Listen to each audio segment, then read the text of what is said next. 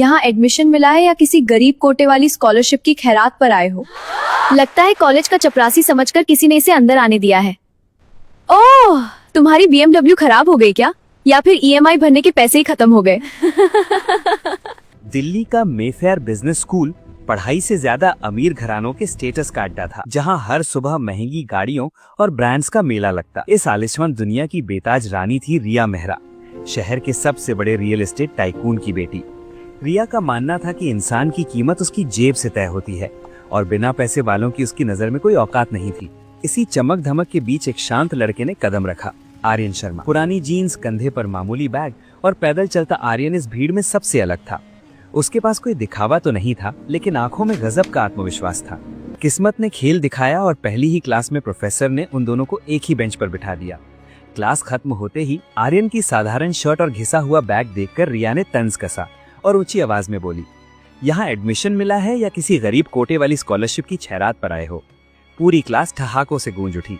कोई फुसफुसाया, ये यहाँ फिट नहीं बैठता, तो कोई आर्यन के पुराने जूतों को देखकर हंसने लगा। माहौल अपमान से भर गया था। रिया की सहेली सोनिया ने चुटकी ली, लगता है कॉलेज का चपरासी समझकर किसी ने इसे अंदर आने दिया है। लेकिन आर्यन के चेहरे पर न गुस्सा था न अपमान।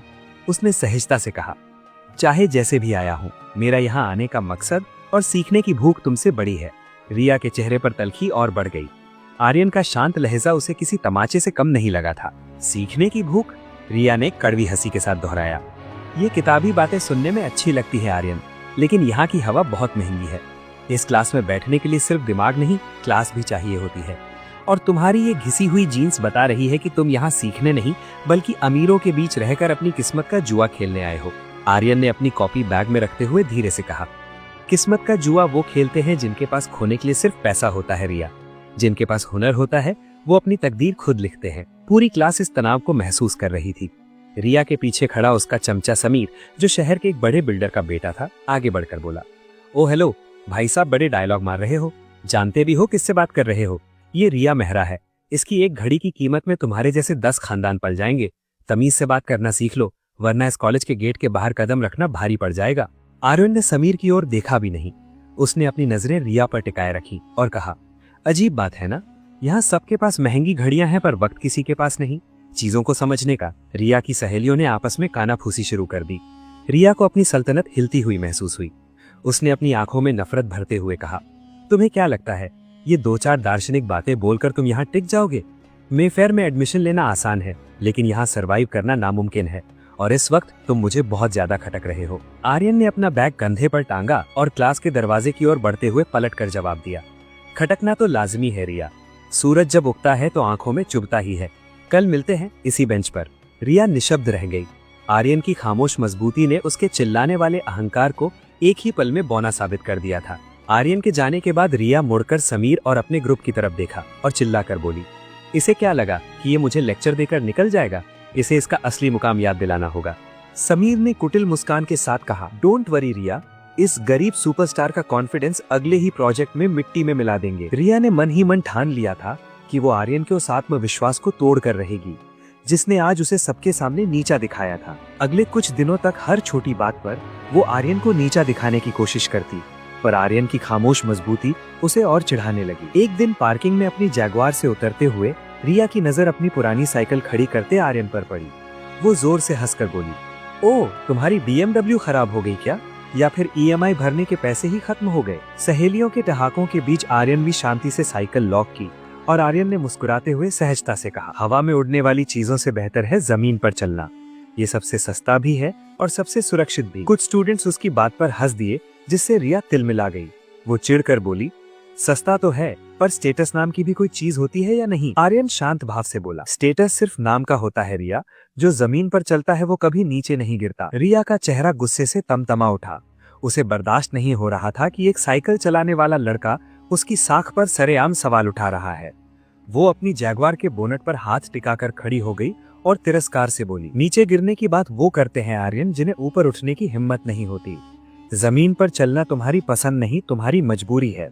स्टेटस और रईसी का नशा क्या होता है ये तुम्हारे जैसे मिडिल क्लास लोग कभी नहीं समझ सकते। आर्यन अपने कंधे पर बैग लटकाते हुए रिया के करीब आया। उसकी आंखों में एक अजीब सा ठहराव था। नशा तो अक्सर उतर जाता है रिया, पर संस्कार और सादगी हमेशा साथ रहते हैं। तुम अपनी गाड़ी की चमक देख रही हो और मैं उस धूल को देख रहा हूँ जो इस पर भी जमती है और मेरी साइकिल पर भी। अंत में सब मिट्टी ही है। सहेलियों के झुंड से सोनिया चिल्लाई। ओ गॉड, ये क्या फिलॉसफी झाड़ रहा है रिया, इसकी बातों का कोई लेवल ही नहीं है। रिया ने एक कदम और आगे बढ़ाया और आर्यन की पुरानी शर्ट की ओर इशारा करते हुए एक तीखा वार किया। इंसान का लेवल उसके ब्रांड से तय होता है। तुम जिस सादगी का ढोल पीट रहे हो वो असल में तुम्हारी नाकामी का पर्दा है। अगर जेब में पैसा होता तो तुम भी आज किसी मर्सिडीज में होते, इस कबाड़ पर नहीं। आर्यन के चेहरे पर एक शांत मुस्कान तैर गई। उसने अपनी नजरें पार्किंग में खड़ी आलीशान गाड़ियों पर दौड़ाई और फिर रिया की आंखों में आंखें डालकर बोला, शायद तुम भूल रही हो रिया कि लोहा मर्सिडीज का हो या साइकिल का, वो खुद नहीं चलता, उसे चलाने के लिए एक इंसान की जरूरत होती है।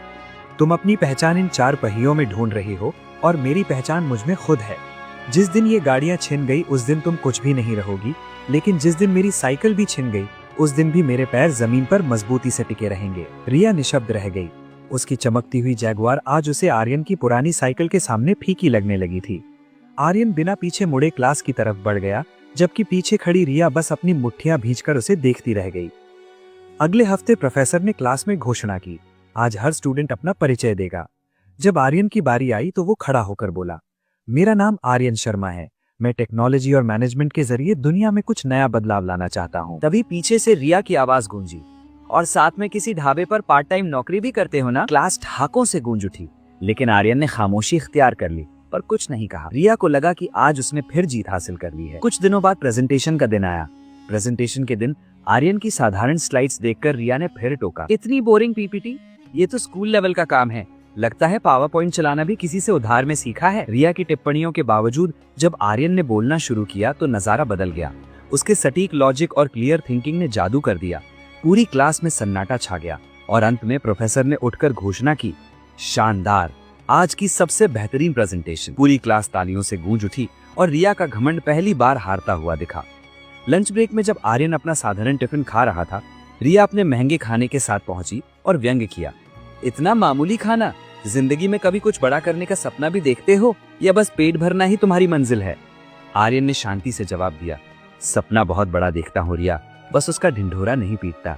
और वैसे भी पेट भरा हो तभी दिमाग सही दिशा में चलता है। पास बैठे 2-3 छात्र आर्यन की बात पर मुस्कुरा दिए। रिया को फिर से लगा कि उसकी हंसी उसी पर भारी पड़ गई है, जिससे उसका गुस्सा और भड़क उठा। अगले हफ्ते प्रोफेसर ने दोनों को एक ही ग्रुप प्रोजेक्ट में डाल दिया। रिया ने आर्यन को नीचा दिखाने के लिए उसे डेटा एंट्री जैसे छोटे कामों में उलझा दिया और गर्व से कहा, आर्यन तो बस मेरी टीम का एक हेल्पिंग हैंड है, सारा दिमाग तो मेरा ही है। आर्यन खामोशी से अपना काम करता रहा, लेकिन जब फाइनल प्रेजेंटेशन में आर्यन की रिसर्च और क्रांतिकारी आइडिया सामने आए तो प्रोफेसर दंग रह गए।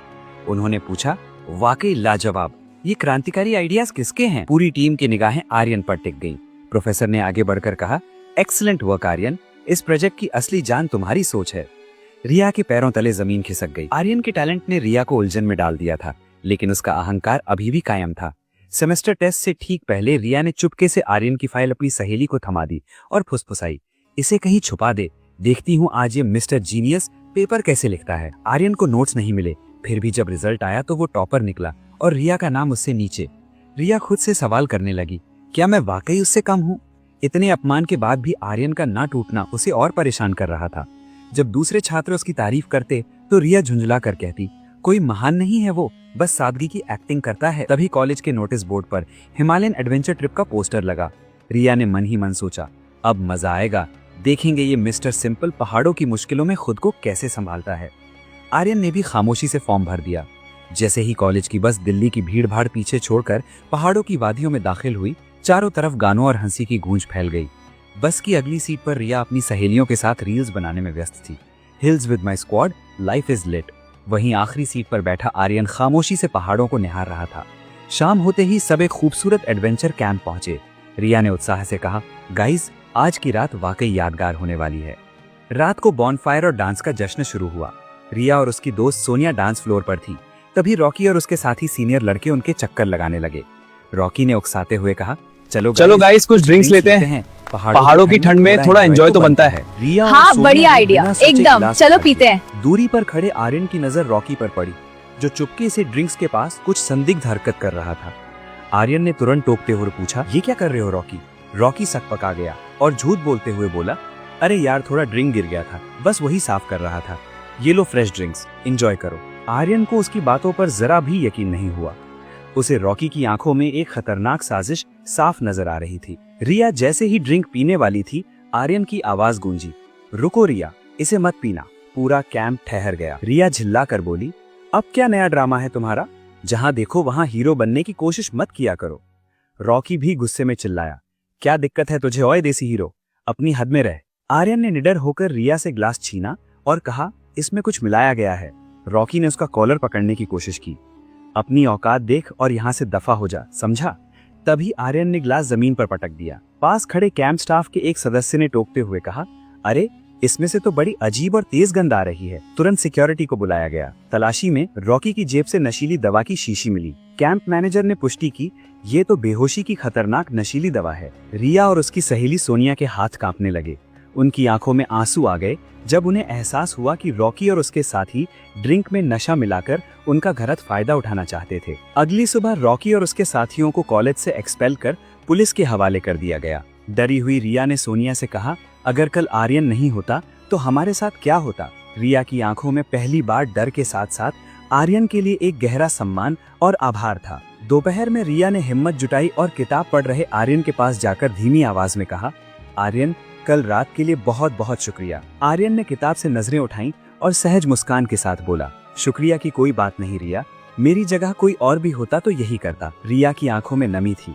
वह धीमे से बोली, नहीं आर्यन, सब ऐसा नहीं करते, तुमने अपनी जान का रिस्क लिया। आर्यन ने शांति से जवाब दिया, गलत को होते देख चुप रहना सबसे बड़ी गलती होती है, बस मैंने वही किया।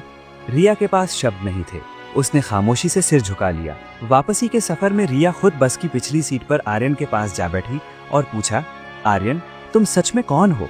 इतना आत्मविश्वास, इतना ठहराव, तुम कोई साधारण स्टूडेंट तो नहीं लगते। आर्यन हल्का मुस्कुराया और बोला, कभी कभी सादगी ही सबसे बड़ा राज होती है रिया। जैसे ही बस दिल्ली की चकाचौंध में दाखिल हुई, रिया को अपनी पुरानी दुनिया, जैगवार, ब्रांड्स और फॉलोअर्स बेमानी लगने लगे।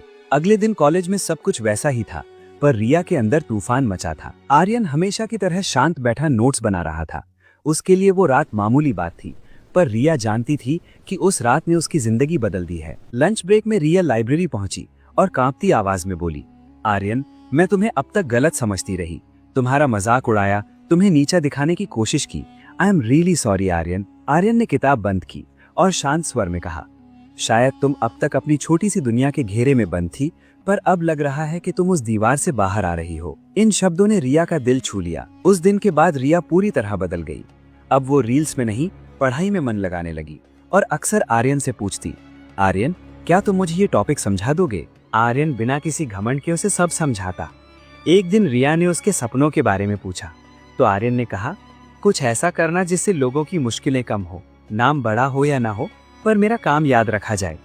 अब रिया अपनी महंगी पार्टियों को छोड़कर आर्यन के साथ वक्त बिताने लगी। जब उसकी सहेलियां हैरान होकर पूछती तो वो बस मुस्कुरा कर कहती, क्योंकि इसके पास बैठने से मुझे वो सुकून मिलता है जो तुम्हारी महंगी पार्टियों में नहीं है। एक शाम यमुना किनारे शांत घाट पर बैठे हुए रिया ने आर्यन की तरफ देखा और कहा, आर्यन तुमने सिर्फ मेरी सोच नहीं बल्कि मेरा पूरा संसार ही बदल दिया है। ठंडी हवा के बीच रिया ने आर्यन की आंखों में झांकते हुए अपने दिल की बात कह दी, आर्यन शायद मेरा दिल भी, शायद मैं तुम्हें पसंद करने लगी हूँ। आर्यन ने उसकी आंखों में झांककर धीमे से कहा, अगर साथ चलना है रिया तो बराबरी की शर्त पर, न मैं तुमसे ऊपर रहूंगा न तुम मुझसे नीचे। उस शाम उनकी दोस्ती प्यार में बदल गई। सब कुछ खूबसूरत था, पर रिया के मन में उलझन थी, आर्यन का असली चेहरा क्या है? एक दिन रिया ने देखा कि कॉलेज गेट पर एक आलीशान मर्सिडीज खड़ी थी और आर्यन उसमें बैठे एक उम्रदराज व्यक्ति से बड़े सम्मान से बात कर रहा था। रिया ने पूछा, आर्यन वो कौन थे? आर्यन ने सहजता से जवाब दिया, बस एक परिचित हैं। उसी हफ्ते कॉलेज के स्टार्टअप सेमिनार में मुख्य वक्ता के रूप में वही व्यक्ति मंच पर आए, मिस्टर विक्रम देशमुख। देशमुख ग्रुप का नाम सुनते ही रिया चौंक गई। सेमिनार खत्म होते ही विक्रम देशमुख सीधे सबसे पीछे बैठे आर्यन के पास पहुंचे और सबके सामने बोले, आर्यन घर पर सब तुम्हें बहुत याद कर रहे हैं, कब आ रहे हो? पूरी क्लास की आंखें फटी की फटी रह गईं। आर्यन ने बस इतना कहा, मैं आऊंगा अंकल, पर अभी सही वक्त नहीं है। आर्यन के रहस्यमय व्यवहार से रिया के मन में हलचल मची थी। उसने आर्यन से सीधे पूछा, कौन थे वो आदमी और उन्होंने तुम्हें घर चलने के लिए क्यों कहा? आर्यन ने नजरें चुराते हुए ठंडी सांस ली और बोला, रिया, हर सवाल का जवाब हर वक्त देना जरूरी नहीं होता। आहत होकर रिया ने पलटकर पूछा, इसका मतलब है कि तुम्हें मुझ पर रत्ती भर भी भरोसा नहीं है? आर्यन का जवाब और भी उलझाने वाला था। बात भरोसे की नहीं है रिया, बात सही वक्त की है। इस अनकही दूरी ने रिया को बेचैन कर दिया। उसने सोनिया के साथ मिलकर आर्यन का बैकग्राउंड खंगाला, पर न सोशल मीडिया पर कुछ मिला और न ही कॉलेज रिकॉर्ड्स में। ऐसा लगता था जैसे आर्यन का कोई अतीत ही ना हो। एक शाम क्लास के बाद आर्यन का फोन बजा और उसका चेहरा सफेद पड़ गया। उसने बस इतना कहा, क्या अभी? बदहवास होकर भागते आर्यन का हाथ पकड़कर रिया ने पूछा, आर्यन क्या हुआ?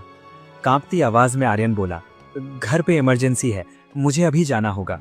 जब रिया ने साथ चलने की जिद की तो आर्यन ने झटके से मना किया, नहीं, और तेजी से निकल गया। लेकिन इस बार रिया ने हार नहीं मानी और अपनी जैगुआर से उसका पीछा किया। आर्यन एक ऑटो से शहर के सबसे आलीशान इलाके के एक भव्य महल जैसे बंगले पर पहुंचा। वहां का नजारा देखकर रिया के होश उड़ गए। जैसे ही आर्यन गेट पर पहुंचा, गार्ड्स ने तनकर सल्यूट किया और आवाज गूंजी, वेलकम बैक सर। रिया अपनी कार में कांप रही थी और बुदबुदाई, तो ये है तुम्हारी सादगी? तुम मुझसे इतना बड़ा झूठ बोल रहे थे आर्यन? भरोसा टूटने के एहसास के साथ रिया गेट तक गई तो गार्ड ने उसे रोकते हुए पूछा, मैडम अपॉइंटमेंट है? रिया ने गुस्से में कहा, मुझे आर्यन शर्मा से मिलना है। गार्ड ने वॉकी टॉकी पर बात कर जवाब दिया, मैडम आर्यन सर अभी एक जरूरी मीटिंग में है, आप कल सुबह आइएगा। आर्यन सर शब्द ने सब साफ कर दिया था। वो बीच सड़क पर कार रोकी और फूट फूट कर रो पड़ी। उसे लगा कि आर्यन ने अपनी पहचान छिपाकर उसे धोखा दिया है। उसी रात उसने मैसेज किया, तुमने मुझे कभी कुछ नहीं बताया, पर आज मैंने अपनी आंखों से सब देख लिया।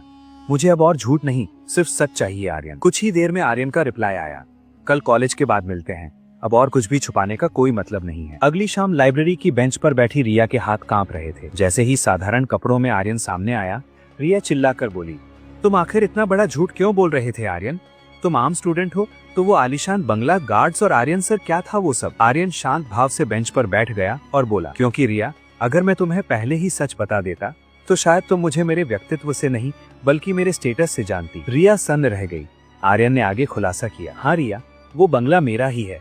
विक्रम देशमुख मेरे सगे चाचा हैं और देशमुख ग्रुप की नींव मेरे दादाजी ने रखी थी। मेरे पिता चेयरमैन हैं और कुछ ही महीनों में मुझे ही कमान संभालनी है। हैरान रिया कांपती आवाज में बोली, तो तुम अरबपति हो, फिर भी यहाँ फटी जीन्स और साइकिल पर क्यों आते हो? आर्यन की आवाज भारी हो गई, क्योंकि मैं देखना चाहता था कि जब मेरे पास दौलत और ताकत ना हो तब लोग मुझे कैसे देखते हैं। मुझे डर था कि कहीं मेरी जिंदगी का सबसे खास रिश्ता भी मेरी दौलत की बुनियाद पर न बन जाए। अतीत को याद कर रिया की आंखों से आंसू बहने लगे। उसने कांपती आवाज में कहा, आर्यन, अगर मुझे ये सब पहले पता होता तो शायद मैं तुम्हारे साथ इतना बुरा बर्ताव नहीं करती। आर्यन ने मुस्कुराते हुए उसकी बात काटी, नहीं रिया, और यही तो सबसे अच्छी बात है। मेरे लिए गर्व की बात यह है कि तुमने मुझे मेरे बैंक बैलेंस से नहीं बल्कि मेरी सादगी और व्यक्तित्व से पहचाना। रिया फूट फूट कर रो पड़ी, पर मैंने तुम्हारा इतना मजाक उड़ाया और तुम इतने बड़े इंसान होकर भी सब चुपचाप सहते रहे। आर्यन ने शालीनता से जवाब दिया, रिया, मैं तुमसे प्यार इसलिए करता हूँ क्योंकि तुम बदल सकी, पर याद रखना, अगर हम साथ चलेंगे तो सिर्फ एक शर्त पर, बराबरी से। ना मैं देशमुख ग्रुप का एमडी सब चुपचाप सहते रहे। रिया, मैं तुमसे प्यार इसलिए करता हूँ क्योंकि तुम बदल सकी। मुस्कुराकर सहमति दी, मुझे ऐसा ही रिश्ता चाहिए आर्यन। अगले दिन कॉलेज के फेयरवेल में रेड कारपेट बिछा था और बड़े बड़े दिग्गज मौजूद थे। रिया घबराई हुई थी, जबकि आर्यन आज भी उसी सादगी भरे सूट में शांत बैठा था। तभी प्रिंसिपल ने स्टेज से घोषणा की, डियर स्टूडेंट्स, आज हमारे कॉलेज के लिए बहुत गर्व का दिन है। आज हमारे बीच एक ऐसी शख्सियत मौजूद है जिसने अपनी पहचान छुपाकर सादगी की एक नई मिसाल कायम की है। आज हमारे बीच एक बेहद खास मेहमान है, देशमुख ग्रुप के managing director, please welcome mister Aryan Deshmukh. पूरे हॉल में सन्नाटा छा गया। जिसे सब मामूली समझते थे, वो साधारण सा आर्यन आज आत्मविश्वास के साथ स्टेज की ओर बढ़ रहा था। तालियों की गड़गड़ाहट के बीच आर्यन ने माइक थामा और भारी आवाज में कहा, मैं यहाँ अपनी दौलत के साथ नहीं, एक आम स्टूडेंट बनकर आया था। मैं जानना चाहता था कि जब आपके पास नाम और स्टेटस ना हो तब दुनिया आपसे कैसा व्यवहार करती है। उसने आगे कहा, कुछ ने मुझे सच्चा दोस्त समझा, कुछ ने सिर्फ अपना टाइम पास, और कुछ ने तो मेरी सादगी देखकर मेरी औकात तक तय कर दी। लेकिन इस कॉलेज ने मुझे सिखाया कि सच्चा रिश्ता वही है जो बैंक बैलेंस जानने से पहले बन जाए। ये सुनकर कई स्टूडेंट्स की नजरें शर्म से झुक गईं। कार्यक्रम के बाद रिया दौड़कर उसके पास पहुंची और कांपती आवाज में बोली, आर्यन, अगर मुझे पहले पता होता कि तुम। आर्यन ने प्यार से उसकी बात काट दी, नहीं रिया, यही अच्छा हुआ कि तुम्हें कुछ नहीं पता था। अच्छा है कि तुमने मुझे मेरे पैसों के लिए नहीं, सादगी के लिए चुना। रिया ने रोते हुए उसका हाथ थाम लिया। आर्यन, मुझे मेरी हर गलती के लिए माफ कर दो। तुमने आज मुझे इंसान की असली कीमत समझा दी है। दोस्त